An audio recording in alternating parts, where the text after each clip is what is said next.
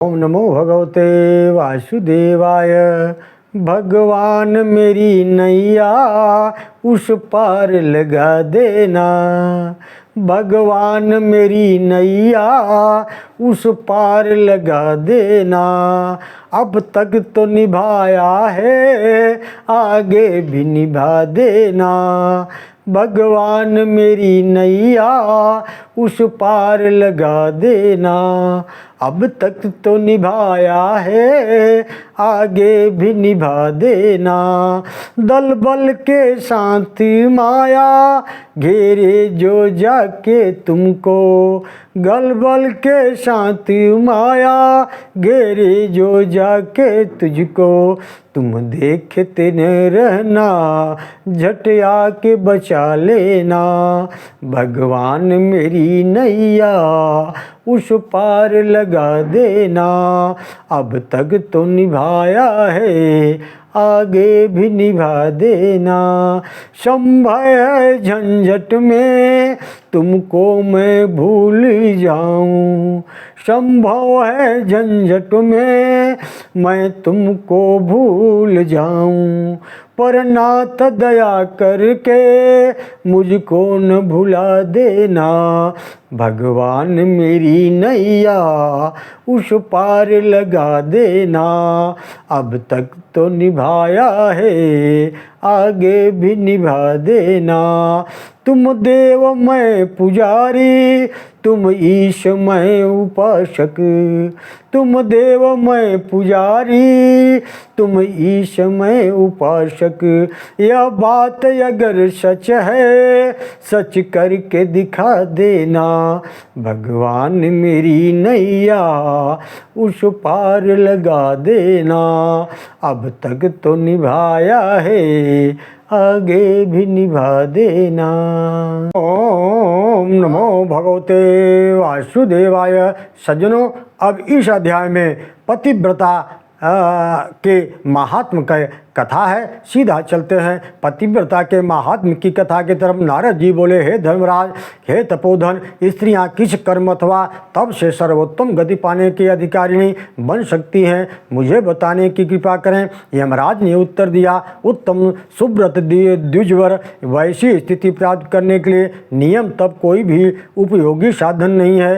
हे महामुनि, उपवास, दान अथवा देवार्चन यथेष्ट गति प्रदान करने में असमर्थ हैं। यह स्थिति जिस प्रकार सुलभ हो सकती है वह मैं बताता हूँ, उसे सुनो। जो स्त्री अपने पति के सो जाने पर सोती है, उसके जागने से पूर्व ही स्वयं निद्रा त्याग देती है, पति के भोजन कर लेने पर भोजन करती है, उसकी मृत्यु विजय पर विजय प्राप्त हो जाती है।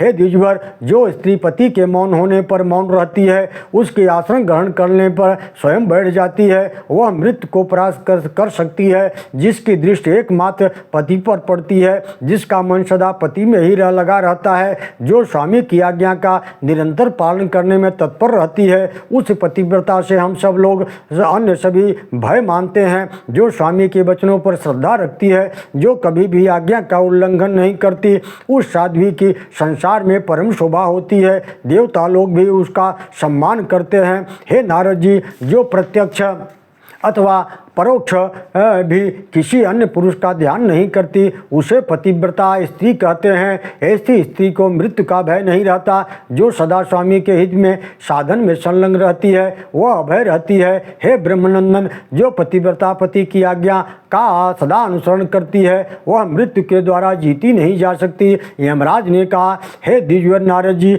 जो स्त्री पति के विषय में यह विचार करती है कि यही मेरे लिए माता पिता भाई परम देवता हैं, सदा पति की शुश्रूषा में संलग्न रहती है, उस पर मेरा कोई शासन सफल नहीं होता है।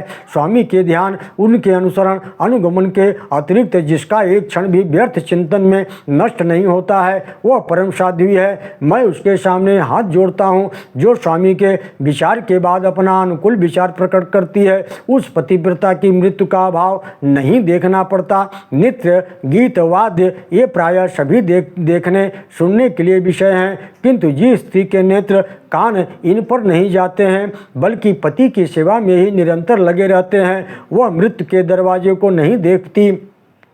जो स्नान करने, स्वच्छंद बैठने अथवा केश संवारने के समय मन से भी किसी दूसरे व्यक्ति पर दृष्टि नहीं डालती, उसे मृत्यु का दरवाजा नहीं देखना पड़ता है।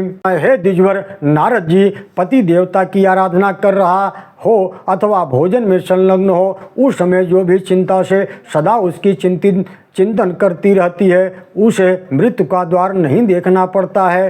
हे तपोधन, जो स्त्री सूर्योदय के पूर्व ही नित्य उठकर घर को बुहारने, साफ करने में तत्पर रहती है, उसकी दृष्टि मृत्यु के फाटक पर नहीं पड़ती। जिसके नेत्र, शरीर और भाव सदा सुसंयत रहते हैं, जो अपने शुद्ध आचरण एवं विचार से सदा संयुक्त रहती है, उस साध्वी स्त्री को मृत्यु का दरवाजा नहीं देखना पड़ता है। जो स्वामी अपने पति के मुख को देखने, उसके चित्त का अनुसरण करने अथवा उसके हित में अपना समय सार्थक करने में तत्पर रहती है, उसके सामने मृत्यु का भय नहीं आता है। हे द्विजवर नारद जी, संसार में यशस्वी मनुष्यों की ऐसी अनेक स्त्रियां हैं जो स्वर्ग में निवास करती हैं और जिनका देवता लोग भी दर्शन करते हैं। वही पतिव्रता मेरे सामने विराजमान थी। भगवान सूर्य के द्वारा पतिव्रता की यह महिमा सुनने का मुझे अवसर मिला था। हे नारद जी, उन्हीं की कृपा से ये सभी गोपनीय रहस्य भरी बातें यथावत मेरे कर्ण गोचर हो गई। तभी से मैं पतिव्रताओं को देखकर उनकी भाव भक्ति से पूजा करता हूँ। ओम नमो भगवते वासुदेवाय। ओम नमो भगवते वासुदेवाय। सज्जनों, आप देख रहे हैं हमारे अनंत पत्र न्यूज चैनल पर श्री वराह महापुराण की कथा। अब वराह पुराण की कथा समाप्त हो चुकी है। अब वराह पुराण की फल की श्रुति की कथा है। सीधा चलते हैं, अंतिम अध्याय है, बहुत छोटा अध्याय है।